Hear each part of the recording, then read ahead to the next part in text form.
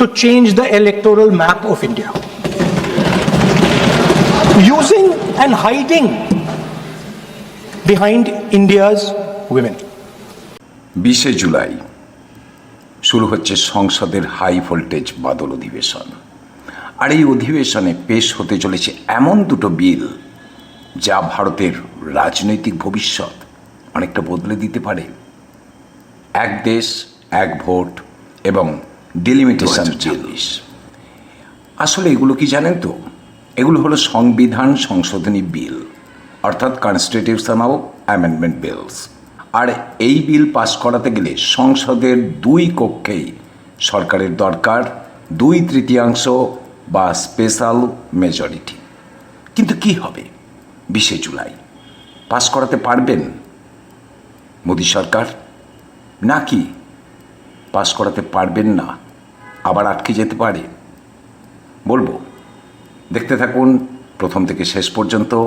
আমি তারক ঘোষ, আর আপনারা দেখছেন ভয়েস 9 বাংলা।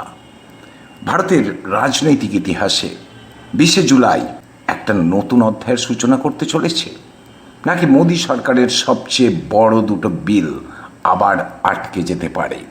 কানাঘুষো চলছে, অঙ্ক কষা চলছে, রাজনীতির অন্তর্মহলে চুলচেরা বিশ্লেষণ চলছে। প্রশ্ন উঠছে, এই ডিলিমিটেশন বিল কি দক্ষিণ ভারতের রাজ্যগুলোকে বিপাকে ফেলতে পারে? এই ডিলিমিটেশন বিল কি সুবিধে দিতে পারে গোবলয়ের রাজ্যগুলোকে? কি হতে পারে? লোকসভার বিরোধী দলনেতা রাহুল গান্ধী কি পারবেন মোদী সরকারের এই মেগা প্ল্যান আটকে দিতে? প্রশ্নটা উঠছে। নাকি বিরোধী ইন্ডিয়া জোটের ভিতরের ফাটল নরেন্দ্র মোদীকে আবার সুবিধে করে দেবে? রাজ্যসভার ম্যাজিক ফিগার কার পক্ষে? রাহুলের কোন চালে কাঁপছে শাসক শিবির?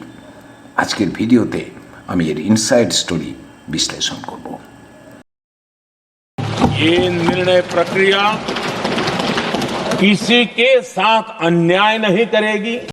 প্রথমে আমাদের বুঝতে হবে এই লড়াইটা কিন্তু সাধারণ কোনো বিল পাসের লড়াই নয়। এক দেশ এক ভোট বা লোকসভার আসন বাড়িয়ে 850 করার জন্য যে ডিলিমিটেশন বিল আনা হচ্ছে, এগুলো আগেই বলেছি সংবিধান সংশোধনী বিল। আর এটা পাস করাতে গেলে দুই কক্ষেই, অর্থাৎ লোকসভা এবং রাজ্যসভা, সরকারের দরকার 2/3 বা স্পেশাল মেজরিটি। মোদী সরকারের কাছে কি সেই সংখ্যাটা আছে? আসুন হিসেবটা একবার দেখে নিন। আর আপনারা জানেন যে তিনজন সাংসদ তৃণমূল ছেড়ে চলে গিয়েছিলেন, রাজ্যসভার 0-3টি আসনে বিজেপি তাদের টিকিট দিচ্ছে। ফলে আরও 3টি আসন রাজ্যসভাতে বাড়তে চলেছে মোদী সরকারের পক্ষে। এবার দেখি মোদী সরকারের কাছে সেই সংখ্যাটা আছে কি না। লোকসভার সমীকরণটা একটু দেখুন। লোকসভায় বিল পাসের জন্য দরকার সাধারণ সংখ্যাগরিষ্ঠতা, যা এনডিএ জোটের আছে, কিন্তু 2/3 অর্থাৎ 362+ আসন এককভাবে সরকারের নেই। আর রাজ্যসভায় মোট 245টি আসনের মধ্যে সংবিধান সংশোধনীর ম্যাজিক ফিগার হলো 163। সাম্প্রতিক রাজ্যসভার উপনির্বাচন এবং কিছু রাজনৈতিক দলবদলের পর বিজেপির নেতৃত্বাধীন এনডিএ জোটের আসন সংখ্যা বেড়ে 150-এর কাছাকাছি পৌঁছে গেছে। অর্থাৎ মোদী সরকার কিন্তু রাজ্যসভায় ম্যাজিক ফিগারের খুব কাছে দাঁড়িয়ে রয়েছে। আর ঠিক এই জায়গাটাতেই মোদীকে আটকানোর গুরুদায়িত্ব শোনা যাচ্ছে নাকি রাহুল গান্ধীর কাঁধে। অর্থাৎ বিরোধী দল বলছে এই জায়গাতে মোদীকে আটকানোর একটা সম্ভাবনা আছে রাহুল গান্ধীর। রাজনৈতিক বিশ্লেষকরাও দেখছেন যে এটা কি হতে পারে।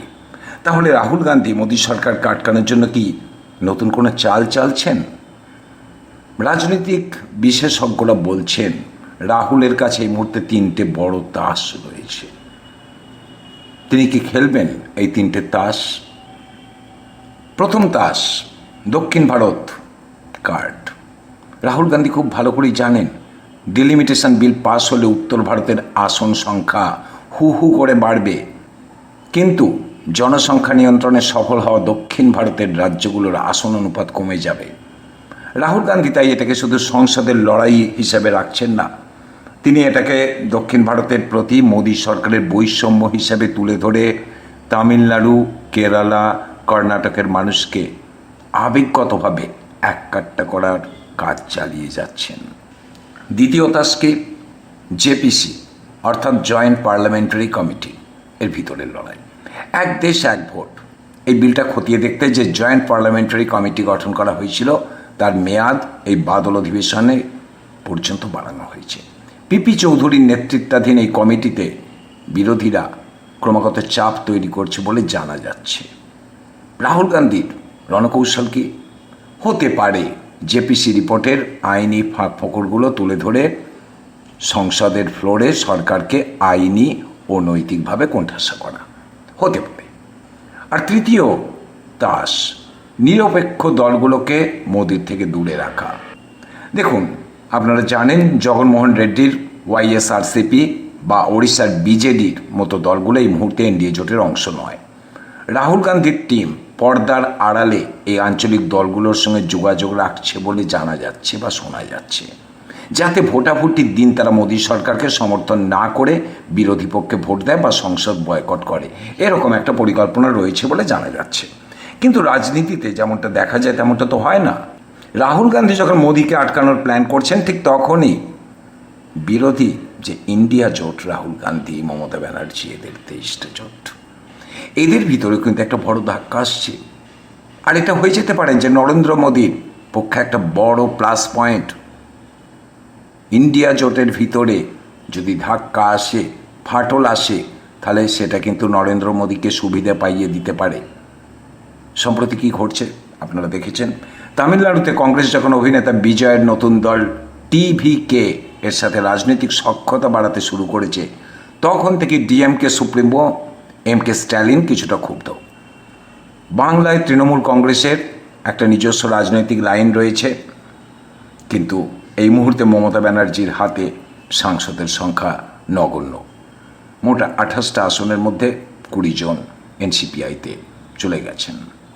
ফলে সংসদে ভোটাভুটির দিন কি হবে, এটা নিয়ে একটা আশঙ্কা থাকছে ইন্ডিয়া জোটের ভিতরে। ইন্ডিয়া জোটের সব দল কি এককাট্টাভাবে লড়বে? দেখুন, বিজেপির চাণক্য রণকৌশল কিন্তু এখানে কাজ করতে পারে।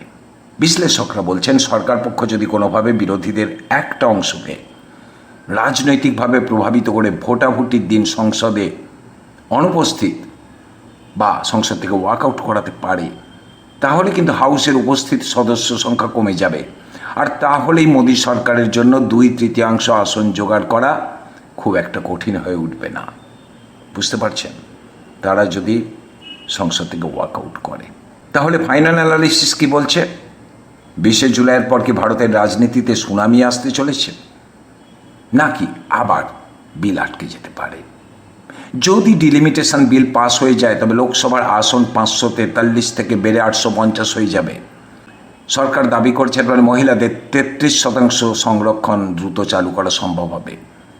এটা মোদী সরকারের জন্য একটা বিরাট রাজনৈতিক মাস্টার স্ট্রোক হবে। কিন্তু রাহুল গান্ধী যদি রাজ্যসভায় বিরোধী ঐক্য ধরে রাখতে পারেন, বিশেষ করে ওবিসি কোটার দাবি, দক্ষিণ ভারতের রাজ্যগুলোর ক্ষোভকে সঠিকভাবে সংসদে তুলে ধরতে পারেন, অথবা নানাবিধ বিষয় নিয়ে উত্থাপন করতে পারেন, তবে এনডিএর পক্ষে 163 কোটা পার করা অসম্ভব হয়ে যেতে পারে। এর আগে বাজেট অধিবেশনেও সংখ্যার অভাবেই বিল আটকে গিয়েছিল। এখন মোদী সরকার তাদের শক্তি বাড়ালেও লড়াইটা কিন্তু প্রতি ইঞ্চিতে হবে বলে শোনা যাচ্ছে।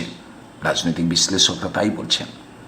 আপনার কি মনে হয়, রাহুল গান্ধী কি পারবেন ইন্ডিয়া জোটের ফাটল মেরামত করে ডিলিমিটেশন বিল আটকে দিতে, নাকি মোদী সরকার সব বিরোধীদের উড়িয়ে দিয়ে 2029-এর নতুন ভারতের রাস্তা তৈরি করে ফেলবে?